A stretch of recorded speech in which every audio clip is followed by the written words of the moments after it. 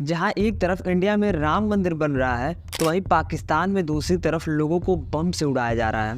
दरअसल बात यह है कि 16 जनवरी 2024 को ईरान ने पाकिस्तान की बलूचिस्तान रीजन पे 2 मिसाइल लॉन्च किए, जिसकी वजह से वहां पर जो आतंकी संगठन थे उन ठिकानों पर लॉन्च करने के बाद ये मिसाइल वहां पर 2 सिविलियंस की जान चली गई।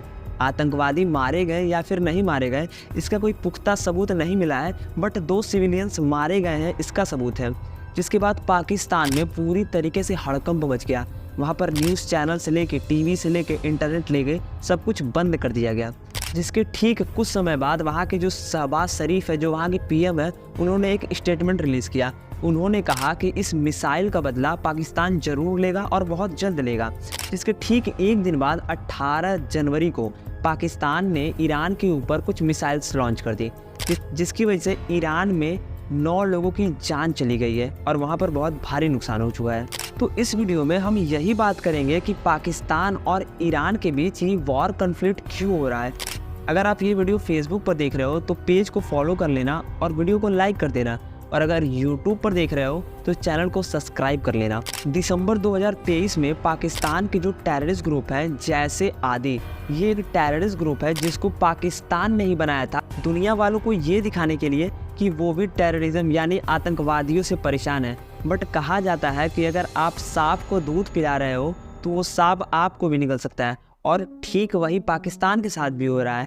पाकिस्तान ने जितने भी आतंकवादी पाल रखे हैं अब उनका असर उन्हें खुद दिख रहा है, जहां पर आए दिन पाकिस्तान में आतंकी हमले हो जाते हैं। तो ठीक है, हम बात कर रहे हैं जैसे आदि की।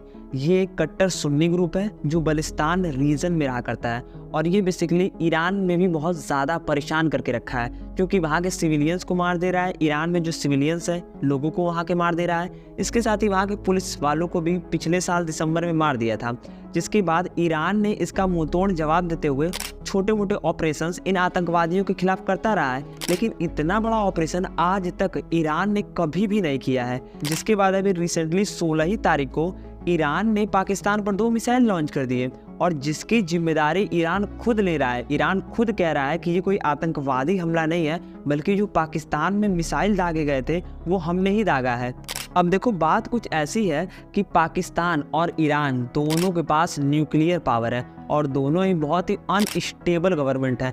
क्योंकि देखो, जहाँ पर पाकिस्तान में आज तक रिकॉर्ड रहा है कि कोई भी गवर्नमेंट 5 साल तक, यानी कोई भी 5 साल तक प्रधानमंत्री नहीं रह पाया है, चाहे वो कोई भी हो। किसी न किसी कारण उनको मार दिया गया है या फिर किसी न किसी रीज़न वाइज उनको चेंज कर दिया गया है। और ये सबको पता है कि पाकिस्तान में जो पूरा देश चलाता है वो मिलिट्री के ऊपर रहता है, यानी वहाँ से पीएम से कुछ भी मतलब ही नहीं रहता है, बल्कि वो पूरा का पूरा देश मिलिट्री चलाता है। तो देखो, हालात कुछ इस टाइम ये हो चुके हैं कि ना ईरान रुकने वाला है और ना ही पाकिस्तान रुकने वाला है। दोनों के दोनों देश आपस में लड़ने के लिए पूरे तरीके से तैयार है। बट अगर बात करें कि इस वॉर की वजह से क्या इफेक्ट पड़ेगा दोनों की इकोनॉमी पे, तो जैसा कि हम सब जानते हैं पाकिस्तान का हालत क्या है। पाकिस्तान तो आटे के लिए पूरी तरीके से मोहताज है। देखो, सबसे पहली चीज़ ये होती है, जब भी कहीं जंग होता है, वॉर होता है, दोनों देशों की इकोनॉमी को बहुत बुरी तरह असर पड़ता है। आपने रशिया और यूक्रेन के वॉर को देख लिया, इसराइल और फ़लस्तीन के वॉर को देख लिया। अब ये वॉर उठकर हमारे एशिया में चली आई है, यानी इंडिया के बगल में चली आई है। क्या ये वॉर होगा या फिर नहीं होगा ये तो वक्त बताएगा, लेकिन जो इम्पैक्ट पड़ेंगे वो मैं आपको बता देता हूँ। सबसे पहले रिलेशन बहुत गंदे तरीके से ख़राब हो जाएंगे, ट्रेड्स रुक जाएंगे आपस में, फॉरेन रिजर्व बहुत ही कम हो जाएंगे। इसके साथ ही अगर वॉर होता भी है तो ऐसा थोड़ी है कि बस आर्मी वाले लोग मारे जाएंगे। जाहिर सी बात है, जब मिसाइलें लॉन्च होंगी एयरफोर्स उसमें काम आएंगे। इसकी वजह से बहुत सारे इनोसेंट लोगों यानी इनोसेंट सिविलियंस, मासूम लोगों को भी जान चली जाएगी। तो देखो, कुल मिलाकर ये कह रहा है कि वॉर यानी युद्ध की वजह से किसी का भी भला नहीं हो सकता है। वॉर की वजह से हमेशा ही नुकसान हुआ है, चाहे आप हिस्ट्री देख लो या फिर आप कहीं भी देख लो। तो देखो, अगर हम बात करें कि इंडिया ने इस पर क्या स्टेटमेंट निकाला है, तो इंडिया ने डायरेक्टली सीधा ये बोल दिया है कि जैसे इंडिया टेररिज्म से परेशान है तो ठीक उसी तरह ईरान भी टेररिज्म से परेशान है। और आपको एक मज़े वाली बात बता दूं कि जिस दिन ईरान ने ये हमला पाकिस्तान में किया था, उस समय भारत के एस जयशंकर, जो कि भारत के फाइनेंस मिनिस्टर हैं, वो उस टाइम ईरान के फाइनेंस मिनिस्टर से मुलाकात कर रहे थे, और उसके बाद ही ये हमला किया गया पाकिस्तान पे।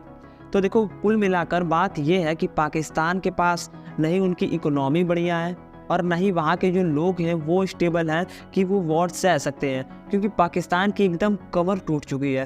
क्योंकि हम सभी जानते हैं पाकिस्तान अभी तक कैसे चलता आया है, कहीं वो चाइना से लोन लेता है, कहीं वो IMF से लोन लेता है। मतलब बेसिकली वो एक लोन वाली कंट्री बन चुका है, जहाँ पर वो बेसिकली इनसे उनसे लोन लेकर अपनी कंट्री को चला रहा है।